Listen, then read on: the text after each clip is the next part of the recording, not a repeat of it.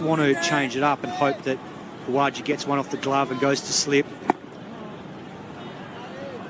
Will a turn back into the left-hander, 236 for 2.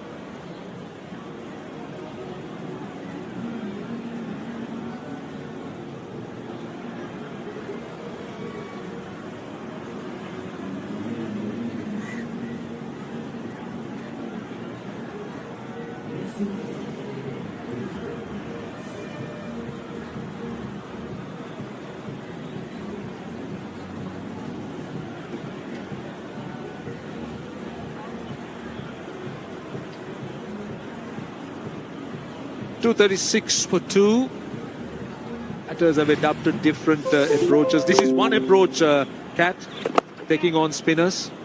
Yeah, and it was brought about early on because there was a leg slip-in play for Jayasuriya, and Khawaja played it to manipulate the field and get another fielder across and take him out of the game. And as the innings has progressed, he's so confident in that shot because he's practiced it a lot, but also it's enabled him to then manipulate the field and have a deep backward point. And in the end, Sri Lanka haven't really known how to set the field because of that one shot. So I think it's been class batting today from all the Australian batsmen that put the Sri Lankan spinners under a huge amount of pressure. From round the wicket, Asita Fernando. Very similar field to the last over. A little bit too slow, this surface.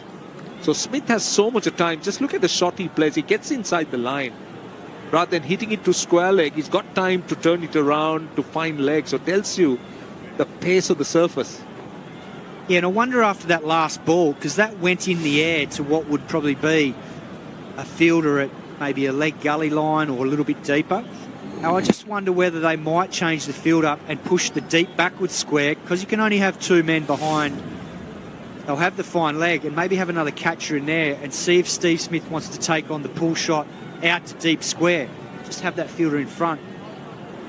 Yeah, I mean, judging by what's going on there, I could see that the Sri Lankan captain, the bowlers are thinking. They're looking to plot. They're trying to plot a way out of trouble. So they're mixing and matching their field. Different kinds of lengths to the two batters. With Khawaja, they're looking to go more length. With Smith, they're looking to bang it short.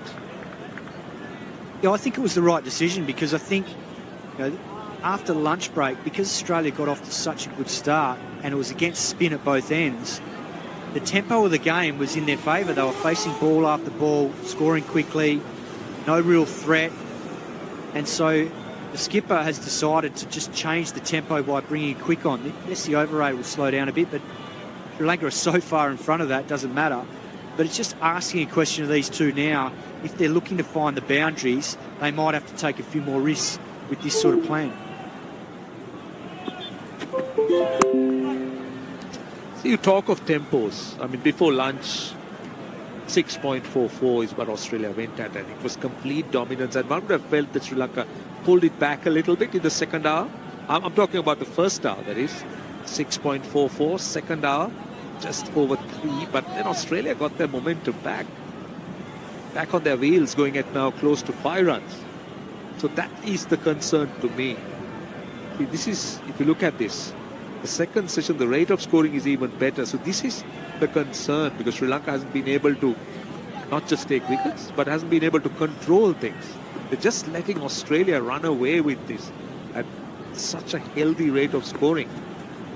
So what Sri Lanka immediately needs to do, yes, they do need wickets, no doubt about it. That's the primary objective. Again, I think we spoke about the slowness of the surface, but then Cat, you'll agree that it's all about dots. Just looking to try and bowl maybe 1 or 2, 3 overs with dots, maybe maidens, just to try and pull it back a little bit, get some control. Well, it's old school cricket, but the modern game has changed so much in terms of the way that the scoring rates are, and the modern player is used to scoring quickly. I mean, Steve Smith, after that Test series, went back and played in the BBL and was smoking them everywhere, and he's come out here on the back of that, where he's been hitting the ball and scoring rapidly in T20 cricket and taking it into Test cricket, and that's where the challenge is now for skippers, is to try and stem that run flow.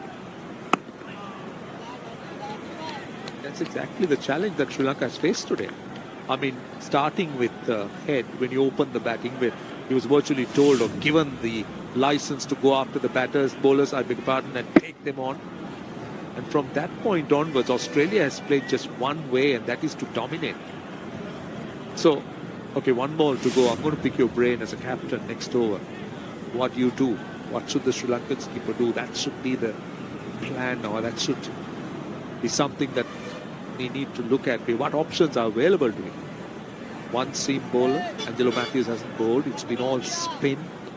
Batters willing to take the spinners on using their feet. So, what should the captain do?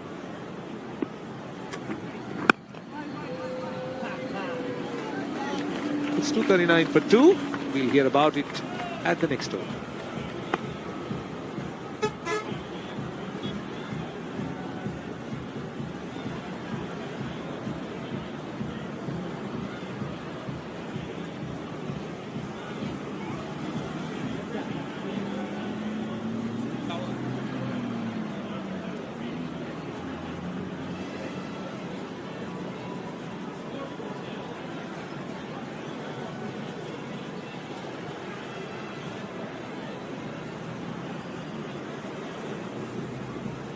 Well, that's what the drone gives you. And now, we just want to show you.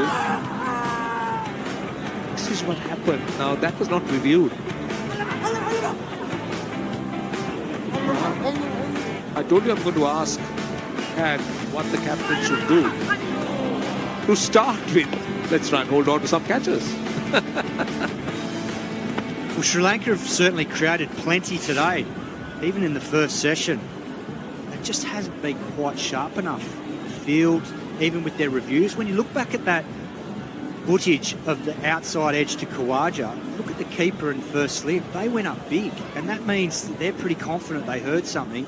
Yes, the skipper, De Silva, wasn't sure because he thought maybe there was a bit of the bat hitting the pad, and yes, that was correct. But then what about the outside edge, which showed up on the Snicko? So I think the big thing now and the challenge is, well into 3 hours